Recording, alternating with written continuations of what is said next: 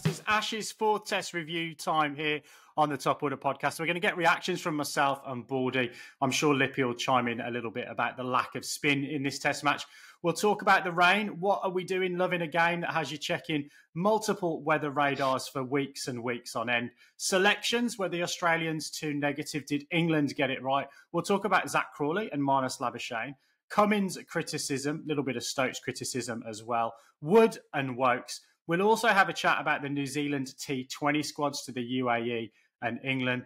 And we'll also talk about Virat's 29th test ton in his 500th game. All coming up on the Top Order podcast. Stay tuned. Well, boys, Ash's fourth test review. I think we've got to start there. Again, look, really, really difficult to be upbeat in that intro. I really interested to get Baldy's thoughts before I think we hand over the MC duties to you, Lippy. I felt pretty flat waking up this morning. I kind of kept an eye on the weather radar. There was going to be obviously no play, certainly in that first session. And I instructed a couple of mates back home to loudly text me and ring me if they got back on the field so I could wake up and go and watch the game. But obviously that call never came. Felt really, really flat. And I guess, look, just looking at those presses after the day's not play, Baldy, Pat Cummins and Ben Stokes, seems as if even the captains were a little bit flat coming out of what's been a fantastic and high-octane series so far. But I guess retaining that little urn, what does that mean? And what do you feel waking up the morning after a pretty damp squib of a test match at Old Trafford? Yeah, very mixed emotions, Binksy, because absolutely from 2-0 up, the expectation is that Australia can go on and at least retain the Ashes, if not win it outright for the first time in England in 22 years. However, I think you would have to agree, and I think most people would agree, that retaining the Ashes by getting a rained-out draw where England were on top and Australia just, held on to draw the test match is no one's ideal way of retaining the series. So very much an anticlimax from that perspective. And I think if you asked any neutral fan, I think the overwhelming emotion would be, well, why can't we have a live series going into the Oval? But remembering, of course, that England still have a chance to square the series. There's lots and lots to play for at the Oval. Australia were up 2-1 this time 4 years ago, and there was wild celebrations as Australia kind of clinched it at that point. But this is a very, very different feeling. I don't think any of the players would have wanted to retain the series or retain the Ashes in this way. But I think it is, to a certain extent, mission accomplished for Australia. They set out to at least retain the Ashes. They've done that. I don't think many people outside Australia would have fancied them as favourites to certainly not to be up 2-0. So Australia have put themselves in a great position, haven't played good cricket in this test match, but they've come away with a result that means that they continue to hold the trophy for at least another couple of years. So I think mission accomplished, but as a fan of cricket, it was really not the way that we wanted to see it decided. Baldy, you said at the start of the series that you wanted it to be tied going into the final match. You touched on things a bit there, but part of you gutted about this result, or are you actually just relieved now? Oh, it's mostly relief, to be fair. It is 98% relief, 2% disappointment that the series is not live going into the Oval, because I think once the series started and once Australia got a win under their belt in the first test, my mind immediately went to, okay, we're a chance here. And now giving ourselves a chance for England to storm back and take the series 3-2 potentially, which was what we could be talking about, from Australia being 2-0 up, would have been, not even the Ashes could produce a result like that this time around. So I'm 98% relieved that Australia have kind of got the job done, but not in a very convincing fashion, it must be said. Yeah, I have to agree. I think on day 2, one of my notes were maybe it's time to panic now for Australia. So I think you've definitely got away with one there, and obviously from a neutral perspective, it does suck that it's not 2-2. But as you said, a lot of good things that Australia did before this to get them in that position. Binksy, I think I'm really keen to hear what you make of all this, because if I look at the way you felt about the Bairstow run-out stumping fiasco, whatever you want to call it, and the other things you said in the series, I feel like you've often talked about being gutted that things have not gone your way at various times, but you've remained pretty pragmatic on the, who deserves to win and all of this. You haven't really stooped to this is unfair and all that kind of stuff, but there's a lot of that going around. I mean, how are you feeling in terms of it? Does this feel unjust that we're not still in a chance for England to win this series? I think unjust would be the wrong word. I absolutely feel gutted that, look, to be perfectly honest, that from a cricketing perspective, it's been such an enthralling series, both on the field and then certainly in the aftermath of Lords, some of the off-the-field stuff that's kind of fed into the media and fed into, look, I guess really just, not that the series needed a touch paper lighting underneath it, but that incident, seemed to do that, certainly for the crowd. And I certainly think, in the media a little bit as well, making quite a big deal of it. Won't relitigate that, but, the stumping was out. I think the flashpoint really just helped, reignite if it needed the series to be done so. So unjust is definitely the wrong word, but I feel cheated and robbed from a cricketing perspective that we could have gone into. Look, a series that, if I'm being brutally honest, the quality of the cricket hasn't been as good as, for example, the 2005 Ashes. So whilst it's been exciting, I think both teams have probably underperformed a little bit at times. Whereas that 2005 series, there was match-winning performances and brilliance. Shane Warne 40-odd wickets, the emergence of Kevin Peterson, some fantastic bowling from Glenn McGrath in that first test with his 8 for. Simon Jones 5-wicket haul, Freddie Flintoff. We go through those performances over that series. So I think from a cricketing perspective, the quality's been down a little bit. But ultimately, I think what we look at here is England have won once overseas in the last 20 odd years in 2010, 11. And Australia now, if you kind of look at a similar period of time, yes, we're talking about 2001 since they last won in England. But, since 1989, they've had much more success overseas. So I think from an overseas perspective, Australia have performed far better in the Ashes overseas than England have historically. And that's what's going to go down in the record books at the end of this. Leading into the Oval, which I'm sure we'll come on to, though, I think the key thing for me is, whilst the series might not be alive from a scoreline perspective, I think in terms of the relevance of this game and probably the ticket scalpers will be making some money up at the Oval, because I think a lot of people will go in and almost, whilst it won't decide the series, there's still quite a lot riding on this, I think. From an Australian point of view, they'll want to avenge a little bit what happened in 2019 and win the series, and it'll be the last time that certainly David Warner probably gets to win an Ashes series on English soil. You'd think the same for Khawaja, probably the same for Steve Smith as well. Definitely the same for Nathan Lyon, although he's not in and around the side anymore. So I still think there's plenty of riding on this as we go into the Oval. But yeah, I don't feel robbed. We all know that it rains, and we all know that it rains in Manchester more than probably anywhere else. Yeah, I think as I said, from a neutral perspective, it's a shame that it's not 2-2. But I think, as you guys have touched on, there's so many storylines. I mean, Australia, they're not going to want to go home with their tails between their legs after getting another, what could be another thrashing at the Oval. So they're going to want to come back fighting. England's going to want to go there proving that they have been the better side across this series, whether the scorecard will reflect that. So, yeah, as you guys said, I think I said to Baldy the other day, I'm kind of watching this series as it goes on. I'm finding myself wanting to watch this series for the storylines, because there's just been so many throughout it, and they keep sort of changing and twisting and turning. So, yeah, I think there are still plenty of storylines for us to look at. I think before we kind of talk about the Oval stuff, let's sort of look back at this game, even though there was really only 3 and a bit days. And I think a lot into 3 days though, Lippy, and I'm sure we'll come on to that. They did. I mean, and I guess, we've mentioned the rain, but let's talk about it in sort of a gameplay context.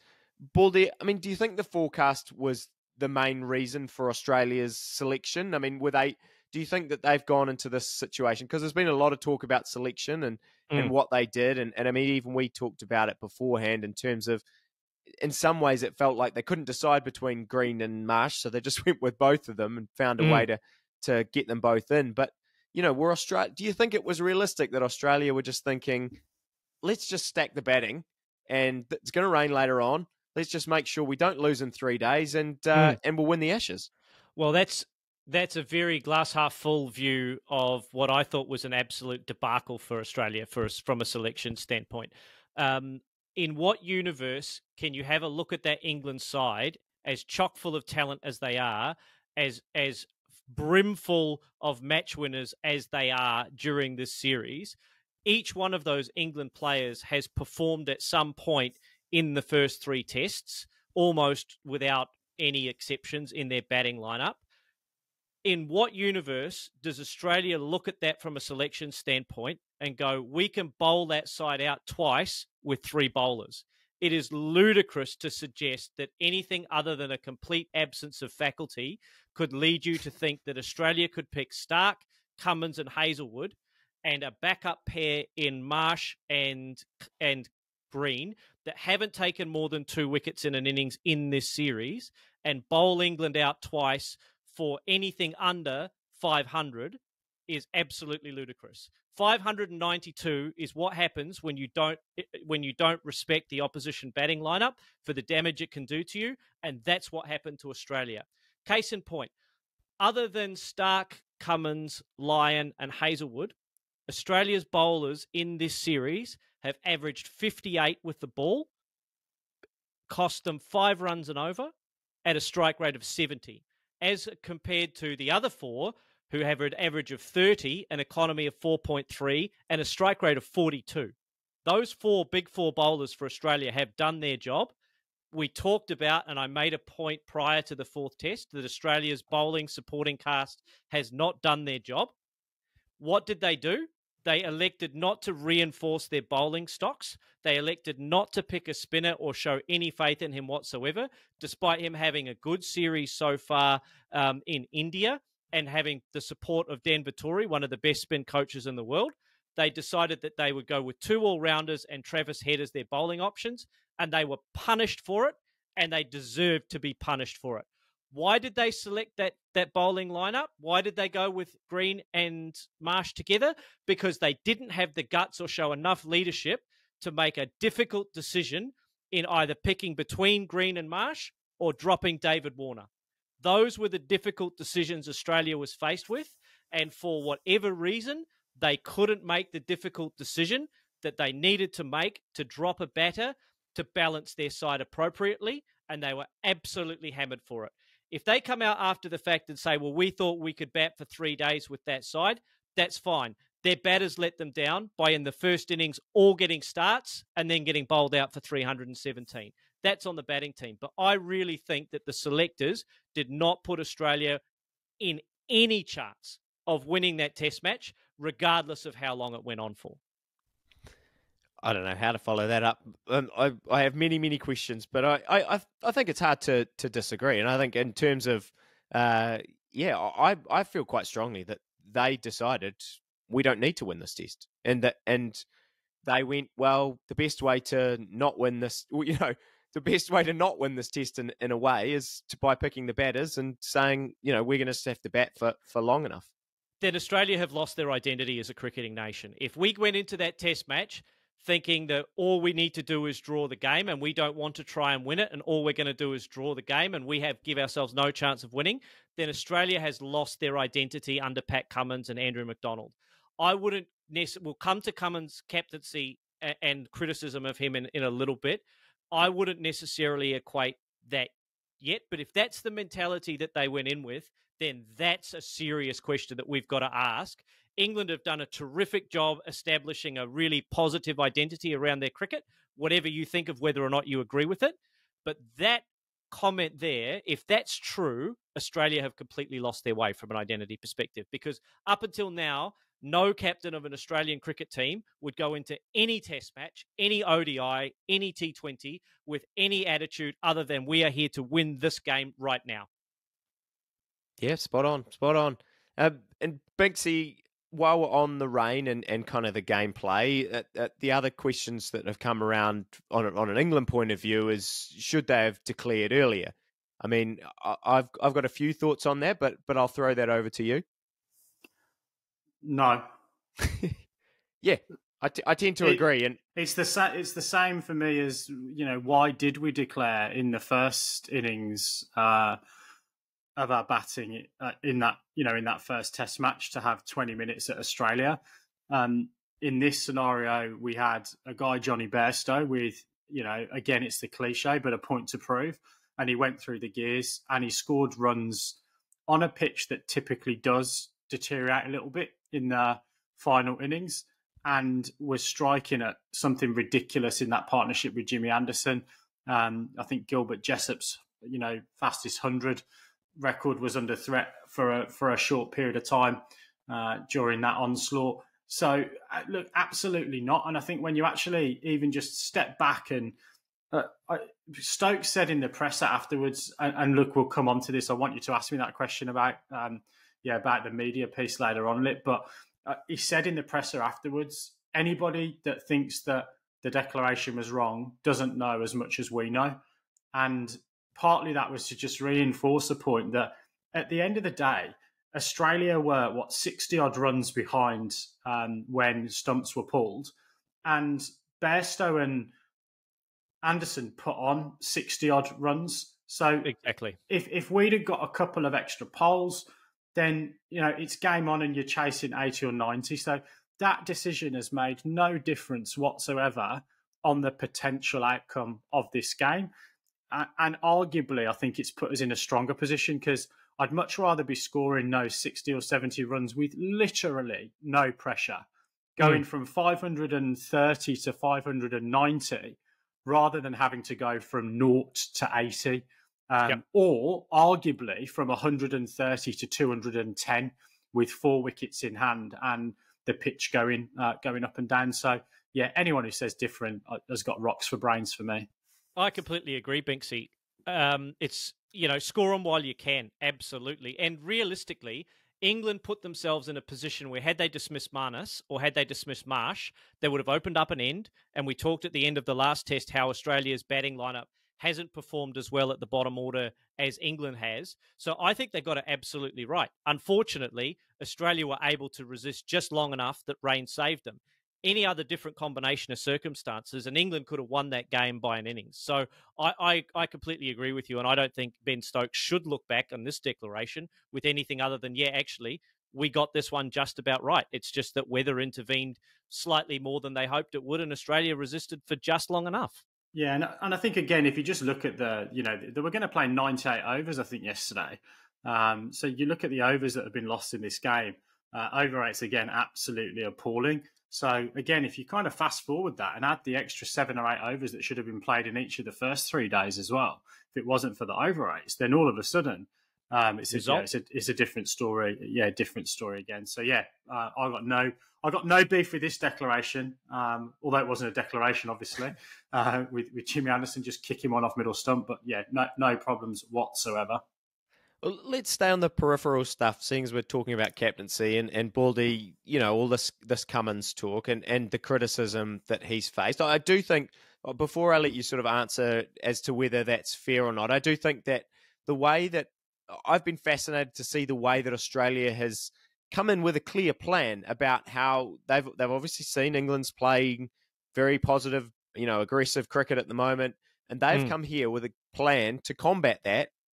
And whether you like the fact that they've played sometimes what people are calling negative cricket, in some ways, it's very hard to argue that hasn't worked, and it has disrupted England. It caused them to declare in that first Test that, whether it caused them to declare or whether England would have done that anyway, you know what I mean? Like, all of these things are playing into the way that England's playing, and they've decided, well, to counteract that, we're going to do this. And it does seem very clear. But in this Test, everything that Cummins did kind of just didn't. It almost seemed to backfire. He was moving players from, the ball would go somewhere. He would move a fielder. The ball would then go where that fielder was. It was just a calamity in this game. Yeah, lots to unpack there. In this particular Test match, Cummins didn't get his captaincy right, and he had probably a combination of not enough cattle on the field that could ask England genuine questions. So the lack of a fourth seamer or the lack of a spinner meant that he didn't have the option to have multiple plans to bowl at England. He basically had a plan A, swing the ball and take wickets, which is what they've done for years and years and years and been tremendously successful at. Or plan B is to bowl bouncers. And if that didn't work, then they had really no plan C to go back to because they had no genuine spin option. They didn't have a bowler who could try and end up, who could give them different looks, which is a result of their selection and perhaps a little bit of unimaginativity as captain, if I could coin a new word. I was going to say, that is not a word. No, it's not. I've completely made it up on the spot. I think Cummins' captaincy has waxed and waned a little bit in the series in that he tried the bouncer thing and it worked for him. He tried it and it didn't work. I think when things aren't working for him, he looks a little bit bereft. And the only criticism that I would perhaps level at Australia is not whether Cummins should be a great captain or should continue to be captain of the side, because if you look at his record over the last 5 tests, he's won the World Test Championship, he's retained the Ashes, and he's won 3 out of the last 5 tests. He's had 20 tests in charge and won 11, lost 4 or 5 and drawn the remainder. So his record is good from a captaincy perspective. I think the challenge that Cummins is going to have is he putting a diverse enough crowd around him that are challenging some of his ways of thinking to provide a diversity of a point of view that when it's not working, when plan A and B is not working for you, what else have you got in the kit bag? Because at the moment, on the basis of this test match, and I'm just talking about this test match, it didn't look like Australia had anything other than plan A and maybe a little bit of plan B. Now, let's give England some credit. England punched Australia in the mouth and really took advantage of when they were on top in this test match, and they haven't done that really to this point in the series. So you've got to give the England batters credit that when they were on top, they really punished Australia. They did not let the foot off the gas. Their top 4, one of them got a big 100. Everyone else supported him and batted around him. And then Johnny Bairstow was able to do Johnny Bairstow things at the end of it and really capitalise and really hit Australia where it hurts when they were out of ideas. Look, Australia didn't have a great day in the field either. They missed opportunities with runouts and catches. Pat Cummins had a bit of a follow day where he basically followed the ball all day, bowled a little bit negative, but ran out of ideas. That sometimes happens to you as a captain. Sometimes you have days like that. The question I've got for Australia is there a diverse enough thought process in their dressing room, their coaching staff and their captaincy to be able to have more good days and more plans than they've got at the moment? But, Baldy, just to build on that and maybe offer a counter point to you, is there also a question around Cummins actually stamping his own identity on that captaincy? It seems as if he, granted he's a bowling captain, so I know, when he's often bowling, someone else might be moving the field around and making some of those sort of decisions and maybe even coming to him and going, I think our next change is this, because he's concentrating on doing what he does very, very well, which is open the bowling for Australia. But is it almost he's going a little bit too much to Smith and Warner and Carey and not, when we then look at the counter in this series, Ben Stokes has very much been, I am the leader. You don't set your fields. I'm going to set your field and I'm going to, back you and trust you and all those kind of cliches that have come out. But he's very clearly pulled every single string through this, through this series. So I just wonder whether a little bit of it is Pat Cummins maybe stepping out of that sort of shadow of why he got the leadership of this side, and stamping some of his personality and authority on it now. As you said, his record is not, if you'd have said to him at the start of this summer, you retain the urn with a test to go and have a chance to win the urn with a test to go, and you've already got that ridiculous mace in your hand luggage, then that's a pretty good summer. Yeah, absolutely. And I would agree with you, Adam. I think Australia I don't know whether it's diversity of thinking or Pat Cummins is establishing a leadership style that is quite collaborative, because it does feel like Australia has got quite a lot of voices, and maybe it's that Pat Cummins' voice isn't shining through enough on the field. I just think that we didn't try and do enough innovative things when England were on top. We seem to be reactionary rather than trying to be innovative. And if you have a look at some of the fields that Ben Stokes set, he set that like reverse umbrella field to Usman Khawaja that ultimately worked. I just think that Cummins has almost been outpointed in the innovation stakes by Stokes at a couple of periods, like key periods in this series. And I think, look, he did have a bad day, but Stokes is definitely winning that battle at the moment. That's probably enough questioning and criticism for now. Why don't we... I really want to just give Binksy the opportunity to praise a lot of these English players, because there were a lot of very good performances from the England side. And someone I want to sort of start with is Zak Crawley. And I know we talked a little bit about him, but now in previous episodes, but now he's the leading run scorer in this series. And I often come back to this thing that Colin Munro said to us. I know listeners who have long-time listeners of the podcast have kind of heard me talk about this many times when we are talking about Brendan McCullum, but it really just rippled away at me when I was watching Crawley bat in this series. And basically the idea is that Colin Munro sort of said to us that when he's playing in a T20 tournament, his job as an opener is to kind of play 2 or 3 match-winning innings throughout the tournament. And if he does that, then he's had a very good tournament. And I think as a fan, we're often looking for consistency.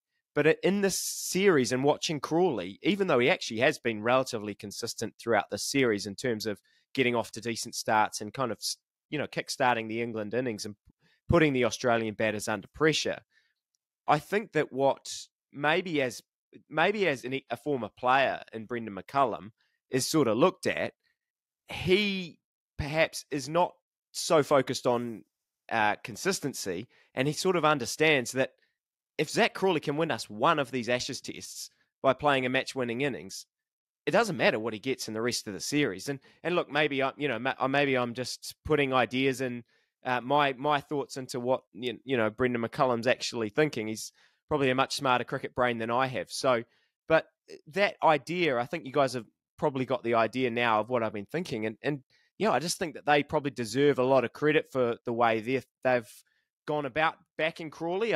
Crawley's obviously deserves a huge amount of credit for taking this chance. I think the pitches that they've prepared have kind of played into that a little bit. And again, that maybe they deserve credit for that as well, because Stokes said at the start of the series, we want flat wickets, and this is how we think we can combat Australia. But Binksy, I'll just after my little rant there, I'll just throw the floor open to you, and you can kind of praise as many of the English players as you want, and probably particularly that batting innings, because, it was just a demolition, that 590-odd. Yeah, absolutely. And I think with Crawley, we talked about that consistency, and we talked about almost him being given the excuse not to be consistent in this series. And it was about maybe he comes off once, but he's actually got, if you look at it, 7 scores, not 7 big scores, but 7 scores over 33 in this series, and has set the tone at the top of the order on more than one occasion.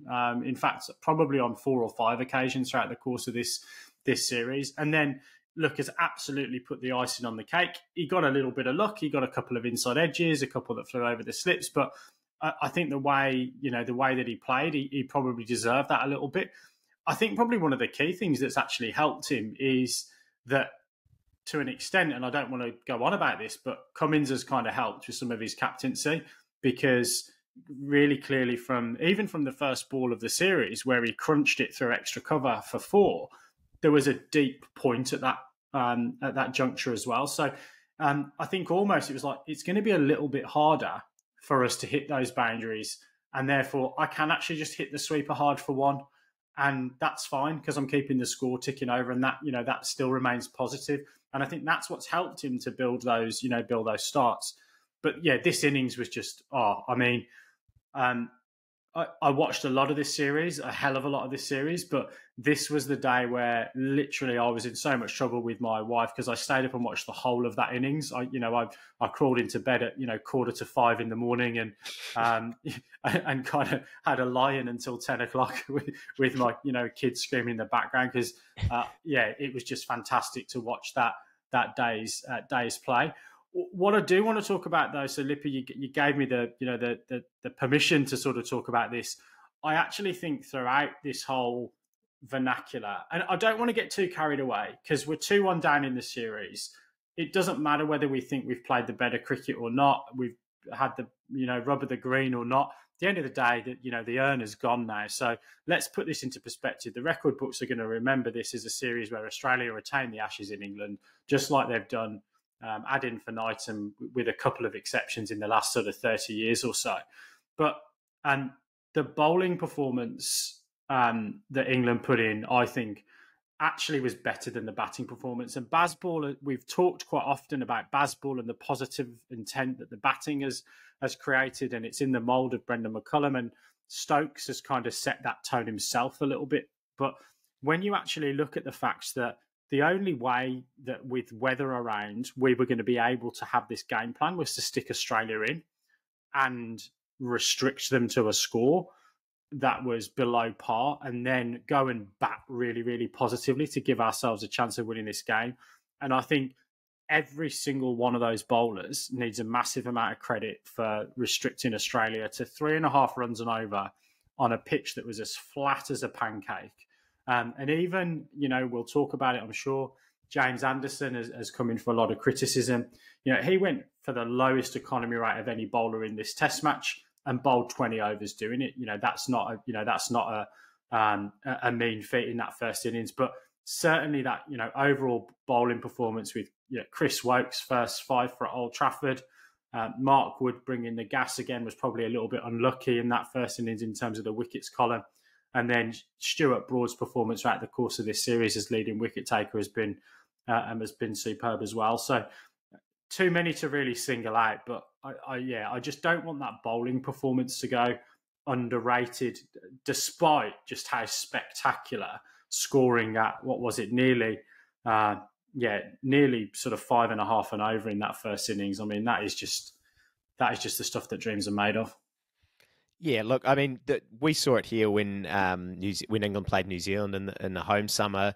It's kind of a weird feeling, because you feel like at times you're in the game, there's all these chances being created, and there's a spell of 30 minutes, an hour, and you think, okay, cool, we're in the game. And then you look up at the scoreboard, and suddenly you're way behind the game. If you don't pick up those wickets with the way that England's batting goes, then you just quickly fall way behind the game. And I think we've touched on it in a number of times about the bowling. And I just feel sad that Mark Wood wasn't deemed fit enough, I guess, to play in this series for those first couple of tests, because I do think it could be a very different scoreline if he was there. And Baldy's prediction of 30 wickets would have maybe right on track. Yeah, it might have been on track. But I guess before we look ahead to that next test, Baldy, I should probably give you the floor to talk a little bit about probably what was the match saving innings for Australia and your friend Marnus. Any words on him? Well, I think he's had a really good test match. I mean, he has again given his wicket away probably twice in this test, to be fair. Maybe the second innings dismissal was a little bit laboured, a little bit tired. But it was his performance with the bat that really saved Australia, combined with Mitchell Marsh's resistance for over 100 balls when he really needed to knuckle down and show us that he can do something other than blast the ball all around the park, scoring at, a strike rate of 80 or 90. So those two need to come in for some serious praise, because in the first innings, all of the batters other than Usman Khawaja got starts, and none of them went past 51, which is when you sent in pretty criminal, really, to all get starts and no one to go past 50, and then to have and stand in the field for 100 overs and watch your opposition score 190 and your number 7 to score 99 not. That's what good batting looks like. So Australia were taught a really big lesson about what good first innings batting really looks like. And Australia applied themselves a lot better in the second innings. I mean, when you have a look at it, yes, Warner and Khawaja were dismissed for low scores, but Australia were able to hang on because Marnus was prepared to bat time. He batted 173 balls. Marsh batted 107 balls, and Cameron Green was able to hang around for, 15 or 20 balls before the rain came. So that was really impressive, because under those circumstances, it would have been easy to fold over and get rolled. But Australia did a good job, just enough to hang on for as long as they did. As far as the bowlers are concerned, look, Josh Hazlewood continues to be impressive in this series. I think he got, another 4 or 5 wickets in that innings against against England, even though they were smashing us. Pat Cummins was a little bit disappointing, 1 for 129, not his best figures. But, he's going to have the occasional bad day in the field. But I think it really comes down to Marnus and to Mitchell Marsh showing us that they had a bit of ticker. And just quickly then, Baldy, now that you've retained the urn, changes for the Oval? Does Murphy come back in for Green? Well, I think it's really difficult for Australia to make these selection decisions because they clearly got it wrong here. So the question really is, do you have the bottle to correct the mistake going into the Oval? And to me, the mistake is not necessarily should they have picked Marsh and Green together. It's should they have picked David Warner in the first place. The problem now is that having retained the Ashes, there's no point in dropping David Warner. Like, what are you going to do? Drop him for Marcus Harris, who's going to play one test, and then maybe pick Warner for the rest of the home summer to give him a retirement swan song series? Who knows? What's the benefit? What are Australia going to do to look to the future? Marcus Harris is probably not the future for Australian cricket. He might be for a year or two, but we're really looking for the opener to come out of the clouds, to come out of the Sheffield Shield, to replace David Warner and probably Usman Khawaja in the long term. So I think Australia have missed a trick really, and not, if they were going to drop Warner, they should have done it for this test match just gone and not drop him for the Oval. Absolutely, Australia need to find a spot for a fourth genuine bowler in their lineup, whether or not it's to drop Cameron Green or whether or not it's to drop David Warner. They're the two performers who have given Australia the least in terms of contributions over the course of this series. But if you're looking to the future, Cameron Green has a really bright future with Australian cricket, and David Warner's best years as one of Australia's greatest openers are probably behind him. So what do you do in that stage? You probably look to go, well, do we want to open with Marnus Labuschange for a test match and see what that looks like, and bat Mitchell Marsh somewhere in the middle order? That way you can pick a decent bowling attack. That's probably the way I would go. And I would have gone that way in the fourth test, rather than wait until either a dead rubber or the pressure's really on you to make the tough decision. And Binksy, same question really over to you about what England do. And I think as well as what England would do, I'm keen to hear how important you feel this test is for the English summer, I guess, and when they look back at this series. Yeah, so look, I just pick up on Baldy's Australian selection. So that the one thing you've not mentioned there, Baldy, is leaving a seamer out and getting Cameron Green and Mitch Marsh to cover the third seamer and getting Murphy into the side that way. So Cameron Green actually bowled 15 overs and had the best economy rate and picked up a couple of poles in this wicket. Stark and Cummins, look, I think Cummins obviously probably plays as captain, but, Stark and Hazelwood have had some kind of fitness, not fitness concerns, but workload concerns throughout the course of this series. So I think Australia have got a number of options. I don't think there's any point in really tinkering at the top of the order, to be perfectly honest. For England, look, I think a big question is going to be just how the bowlers pull up. If Mark Wood is fit, I think you'd want him in that side at the Oval. That he's certainly got the speed gun up, and he's certainly, to be honest, he looks as if he's got a couple of those Australian guys, dare I say it, I wouldn't say scared, but certainly worried about the pace that he brings to the table, and they don't have a lot of answers to the way that he's bowled at them. So I really, really want to see him in the side. And then I think it's just a question of, I think Woakes is very, very doubtful for the Oval. He's got a little bit of a niggle. So I think they'll be looking at whether or not Robinson, Anderson or Tong probably plays in that seaming spot. I don't obviously expect any changes for them from a batting perspective, and it's almost a happy accident to an extent that Moeen Ali's given them a little bit of balance, because it has meant that they've been able to get a spinner into the side, albeit that he's not massively contributed other than those couple of wickets in the last Test match where we did get Smith and Labuschagne out, but he's equally able as he was in this Test match to score a pretty important innings to chip out a few wickets, particularly if England bowl, fourth at the Oval, where it does sometimes turn a little bit on the last day. But honestly, I think it's almost going to be England pulling up at the Oval in 2 days' time, and the physio and the coach probably want to stand at the front of the bus and just see how some of these guys hobble off it. after the 2.5 hours down the motorway to London. Whoever's got the stiffest back and legs getting off the bus might be the people that miss out the Oval, because it's been a pretty full on summer. To answer your final question, look, I think that this is a live test match for England. I don't think that they want to be in a position where, they don't play for the kind of records of 2001 and 1989 and, the last team since so-and-so that got off a boat and played a 6-day test and all that kind of crap. They're not bothered about that.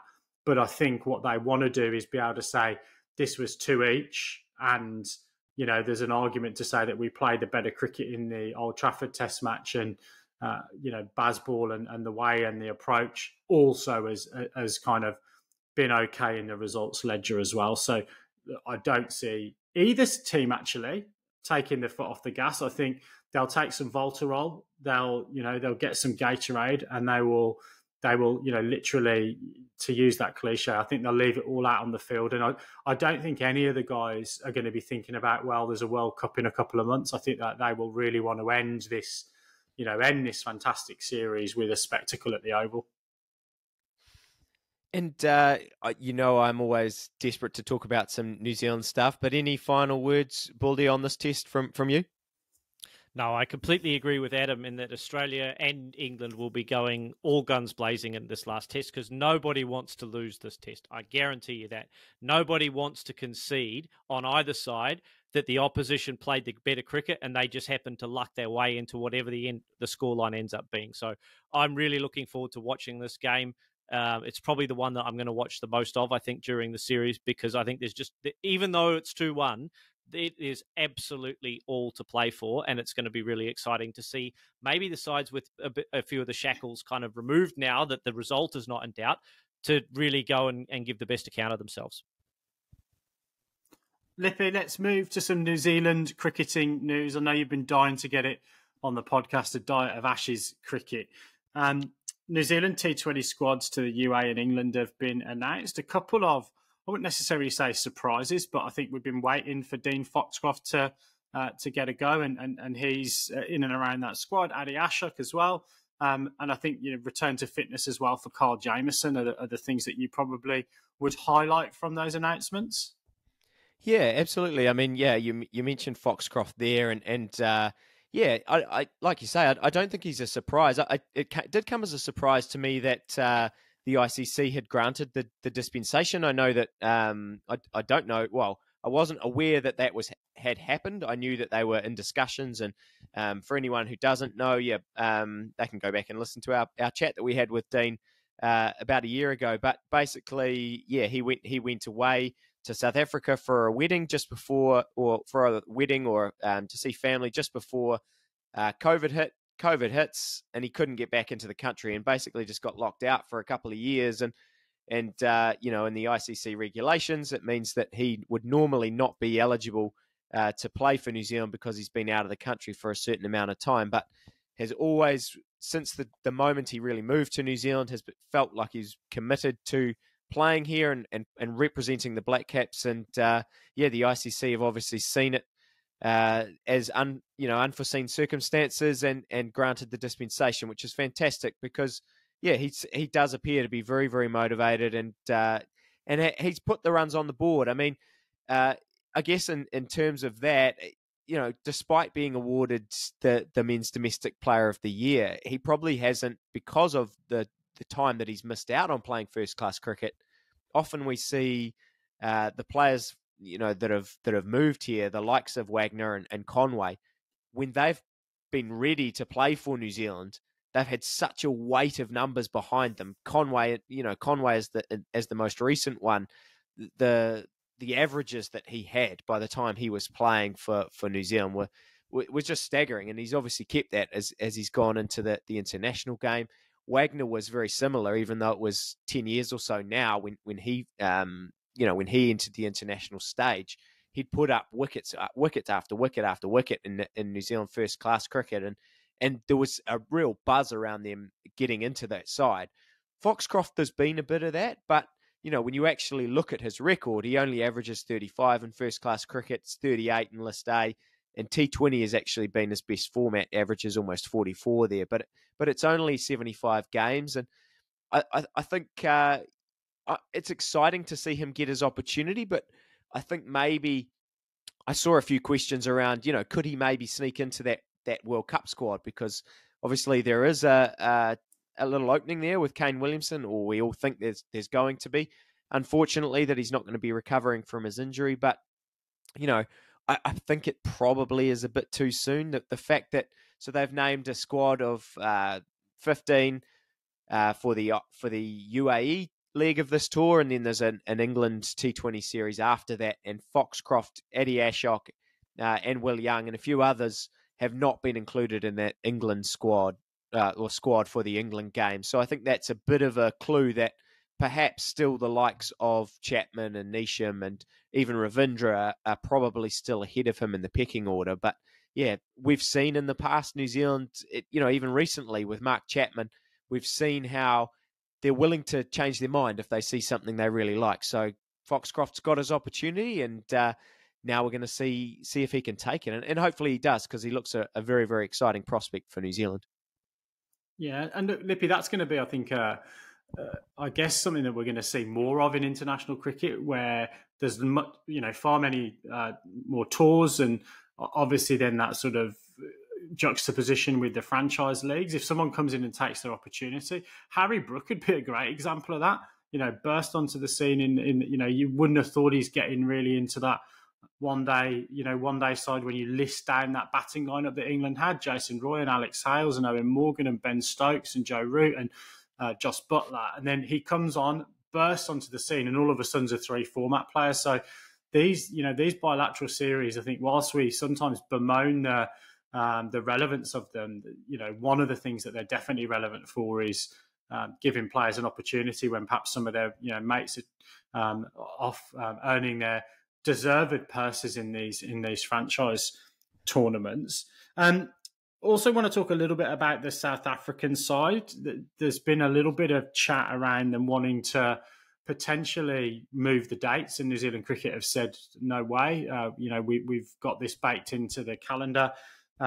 Is that going to mean a diminished Test side coming out here because of that SA T20 competition, which Graham Smith has placed a lot of stock in, hasn't he, for the resurgence and the rebuilding of South African cricket?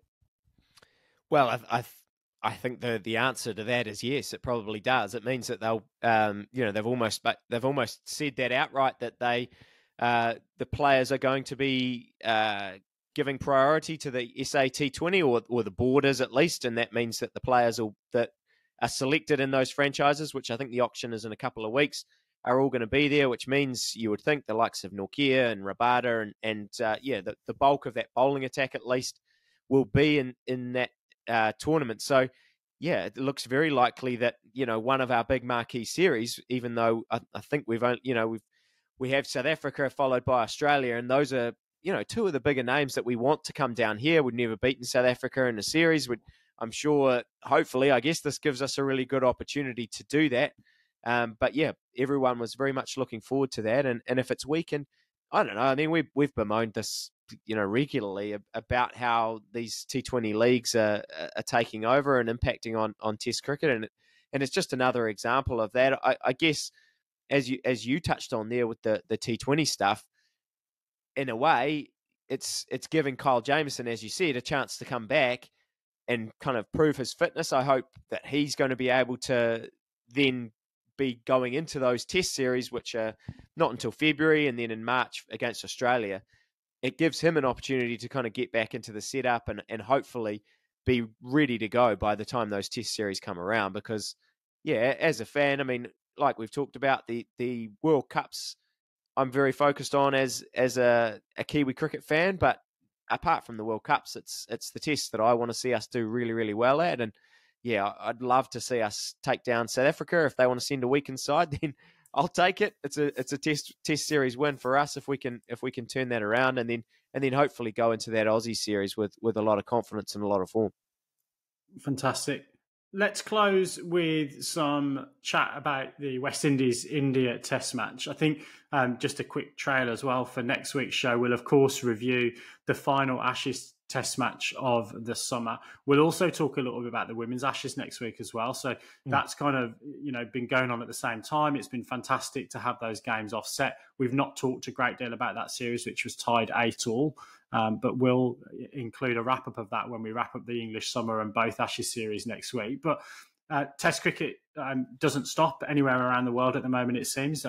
India, West Indies, second test in Port of Spain. Virat Kohli, I think we said his 29th test 100, his 500th career game. His stats look very, very similar, if not slightly better, to Sachin's over a similar number of games. I saw I guess a little post on that. But it looks as if India are going to get over the line in this second test as well. India resuming tomorrow, with the West Indies needing another 289 runs. They've got to chase down 365, currently 76 for 2. After Kohli's runs in that first innings. What do we want to say about Kohli? He's certainly back in form. What do we want to say about Kohli? Baldy, why don't you give us the take on whether he's better than Sachin? Well, it's a big call. I don't remember Sachin averaging 50 in T20 cricket though, and I don't remember him averaging 50 in ODI cricket. Like you look at his Test career, he's got 29 Test hundreds now. He's got well over 8,500 runs. He's probably got 8,600 runs by the time this Test match finishes. He averages under 50 in Test cricket, but he averages 57 in ODI cricket and 52 in T20 internationals. Like that's an incredible record. To average over 30 in T20 internationals is good, and he averages 52. Unbelievable. When we get to our White Ball Hall of Fame, and we will get to it at some point, I think he'll feature heavily in the discussion on best white ball cricketers ever, particularly after he's retired from the game. But, he's back over the last 12 months. He's come back. He came in for a lot of criticism, mostly from you, Stuart, about his form prior to now. But, I mean, he's demolished the West Indies in this Test match. West Indies have got a long way to go to save the game, and it's down to my man, Taj Chanderpaul, to get them home. Yeah, look, as you say, I've really enjoyed actually Virat Kohli in these past 12 months. He's looked really positive out there on the field. I think we talked about that in the past, and how he seems to, the attitude seems to be really good at the moment, and it's sort of just had that fairy tale aspect to it, didn't it? The 500th game and another ton. I think it is 5 years since he scored a Test ton away from home. So it's been a while since he's been putting up the runs, but it does seem like the West Indies is the team you want to play at the moment if you want to get yourself back into form. So good to see. Always good to see Virat get runs. I mean, honestly, as I said, you sort of criticise players because you like them in many ways, and watching him score runs is always an awesome thing to do. So, very, very, very happy to see him get another 100. Fantastic. Well, boys, we said we'll be back next week to talk Ashes cricket. We'll also have plenty more as we lead into the White Ball World Cup as well. So the cricket really doesn't stop, regardless of what season it is, and the amount of rain we're getting certainly here in Auckland currently. I'm just looking down my run list. We definitely covered off pretty much all of the elements that we got. I've got a note here that Baldy wanted a 45-minute rant about why Australia's selection was abominable for this Test match. We definitely covered that in the podcast. If we can get that down into a 60-second clip, Baldy, I'm sure it will be the thing that trails this podcast on all of our social channels.